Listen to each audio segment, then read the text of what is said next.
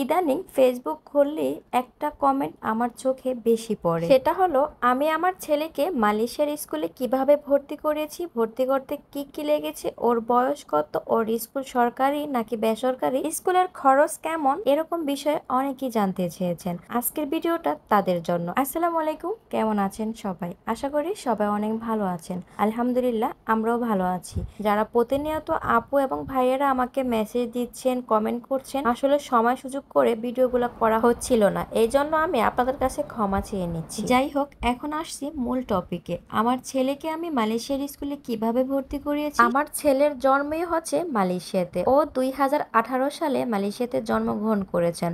আমার কিন্তু দেশ থেকে বাবুকে নিয়ে আসা লাগেনি। তারপরের প্রশ্ন ছিল আমার ছেলেকে ভর্তি করতে কি কি লেগেছে। এখানে ভর্তি করতে আমার লেগেছে আমার ছেলের বার্থ সার্টিফিকেটের ফটোকপি এবং আমার পাসপোর্টের ফটোকপি। এখন চাইলে আপনি তার বাবারটাও দিতে পারেন কিংবা মায়েরটাও দিতে পারেন। বাবা মা দুইজনের যে কোনো একজনেরটা দিলেই হবে। বাবুর স্কুলের নাম কি, বাবুর স্কুল কি সরকারি না বেসরকারি, বাবুর স্কুলটা কি ইংলিশ মিডিয়াম নাকি। প্রথমেই বলবো, এটা কোনো ইংলিশ মিডিয়াম স্কুল না, তবে এখানে ইংলিশ, মালয়, আরবি তিনটা ভাষায় শেখানো হয়। আমরা সকলেই জানি মালয়েশিয়ান কান্ট্রিটা হচ্ছে ইসলামিক কান্ট্রি, আর সেই মাইন্ড থেকে চিন্তা ভাবনা করে বাচ্চাদের জন্য আলাদাভাবে একটি স্কুল তৈরি করেছেন। আর এই স্কুলের নাম কিন্তু একটাই হয়, এই স্কুলের নাম হচ্ছে পাস্তি স্কুলা। আমাদের দেশে প্রাইমারি স্কুল বলে থাকেন, আর এটাকে বলে পাস্তি স্কুল। এখানে মালয়েশিয়ান বাচ্চারাই বেশি পড়াশোনা করে। আপনি চাইলে আপনার ছেলেকেও দিতে পারেন, ফরেনার অনেকেই পড়াশোনা করে। তবে আমি এখানে হয়তো আর 1 বছর পড়াশোনা করাবো, তারপরে আমি ইংলিশ মিডিয়ামে চেঞ্জ করে নিয়ে যাব।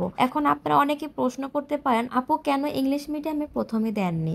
যেহেতু আমার ছেলের জন্মই হয়েছে মালয়েশিয়াতে, আমার মনে হয়েছিল যে মালয়েশিয়ান স্কুল থেকে যদি 2 বছরের মতো পড়াশোনা করিয়ে তারপরে যদি আলাদা কোনো স্কুলে দেই, সেটা আমার জন্য বেশি ভালো হবে। মাশাআল্লাহ, আমার ছেলে এখন মালয়তে অনেক কথা বোঝে, বলতে পারে এবং ইসলাম সম্পর্কে অনেক কিছুই বুঝতে পারছে। যেহেতু আমরা মুসলিম, অবশ্যই আমাদের সন্তানদেরকে ধর্মীয় শিক্ষাটা দেওয়া উচিত। সবকিছু চিন্তা ভাবনা করেই কিন্তু আমার এখানে দেওয়া। এবার আসি পরবর্তী প্রশ্নে। এখানে পড়াশোনা করালে খরচ কেমন হবে সেটা আপনারা অনেকেই জানতে চেয়েছেন। এখানে প্রথমে ভর্তি করাতে লাগবে মালয়েশিয়ান রিঙ্গিত 1200 রিঙ্গিত। এই 1200 রিঙ্গিত দিয়ে কিন্তু আপনি আপনার সন্তানকে স্কুলে ভর্তি করাতে পারবেন। আর এই টাকার ভিতর থেকে আপনার সন্তানকে স্কুল থেকে বই দেওয়া হবে এবং ইউনিফর্ম দিবে, 2 রকমের স্কুলের ড্রেস দেওয়া হবে। এটা গেল প্রথম ধাপ। দ্বিতীয় ধাপ হচ্ছে প্রতি মাসে মাসে আপনার থেকে বেতন নেওয়া হবে 400 রিঙ্গিত করে। এই 400 রিঙ্গিতের ভিতরে আপনার বাচ্চাকে 2বার টিফিন দেওয়া হবে, সকালে নাস্তা দেওয়া হবে এবং দুপুরে ভাত খাওয়াবে। এছাড়াও